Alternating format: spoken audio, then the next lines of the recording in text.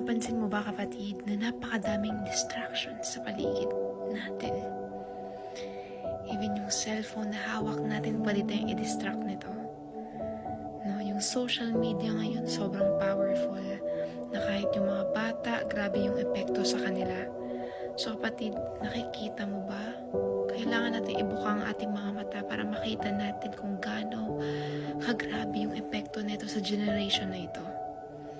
Alam mo ba na ginagamit to ni Satan para tayo ay bulagin sa katotohanan, na i-distract tayo sa tunay natin na kailangan pagtuunan ng pansin, kailangan pagbigyan ng oras, at yun ang magkaroon ng oras at totoong relasyon sa Panginoon.